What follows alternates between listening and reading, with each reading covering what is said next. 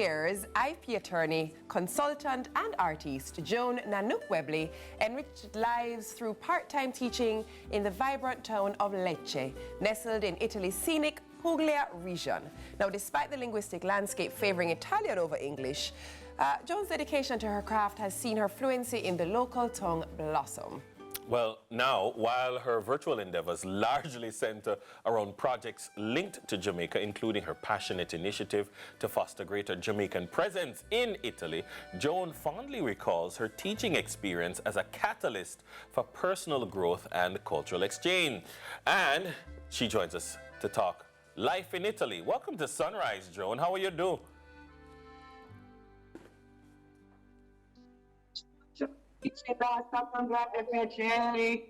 I'm sure off my language. Greetings, you guys. Thank you so much for this invitation. Let's not go any further. We won't. It's so good to be on with here on Sunrise. But definitely, tell us a little bit about yourself and what brought you to beautiful Italy.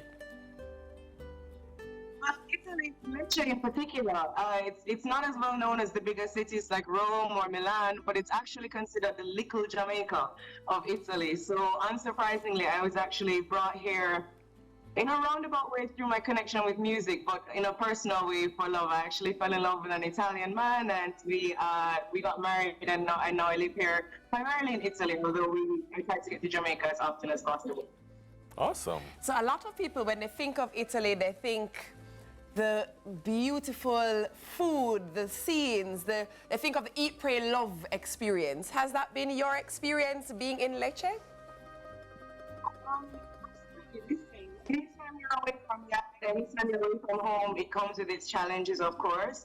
But Italy, like Jamaica, lives up to the hype. It really has been a beautiful experience. In terms, the culture really is about that. It's very family oriented. It's very food oriented. It's one of the things that made the transition easier mentally, or something I could consider. And it's in reality, yeah, it's very eat-pray love. It's a slower pace of life, and it's something that makes missing Jamaica less difficult. You mentioned Lecce as little Jamaica. What is so parallel? What is the similarity between here and there? It may seem superficial, but it's actually like quite profound when you think about it. So here,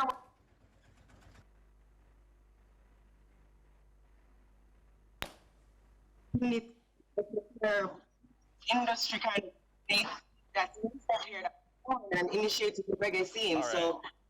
All right, Joan, hear what? We're having a little bit of a challenge with your audio. We're going to take a quick break. We're going to run to the news at 7. And when we come back, we're going to see if we can sort things out, because we really want to hear about this wonderful experience of a Jamaican out there in Italy. In Italy. We'll be right back.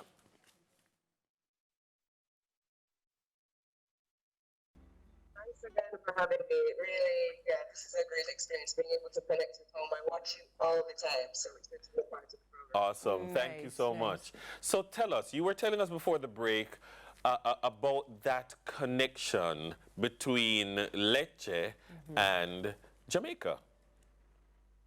Exactly. And it was even surprising to me, and I think the language barrier kind of hid this connection before, but we all know about apartheid and South Africa and the impact that reggae music had there. Unknowingly, and I guess most Jamaicans also reached way across the world here to Italy and really connected with the southern Italians in particular, because they at the time were quite downtrodden, so kind of really down on the south of Italy. So these downtrodden southerners really connected with the message and spirit of reggae music and took it as their own. So they have a thriving reggae music industry here, and they do reggae in their patois, in their dialect of Italian. So it's very interesting to see how reggae has made its way here and what it's called Jamaica now. It's interesting that you mentioned reggae and the musical links to Lecce.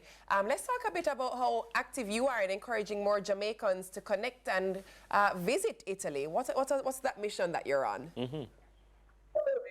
I think I call myself as one of the Jamaicans that's been privileged and fortunate to travel. I think travel is something that just expands everyone's horizons, opportunities, connections.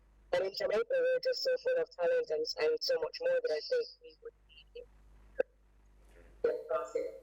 That's usually the challenge. So what I'm doing is finding ways to be that bridge to really see how we can get more Jamaicans exploring Europe, bringing their talents, bringing their craft, bringing their music, bringing their concept. And, you know, they love the music, but there's so much more of our culture. And I think that I would love to see Jamaica represented in a fuller way. So, and vice versa, you know, there are lots of Italians there in the group, but I would love to see that exchange happening. Awesome. Joan, thank you so much for joining us all the way from Lecce in Italy. Joan Gordon-Webley, IP attorney, consultant, and artist. Stay tuned.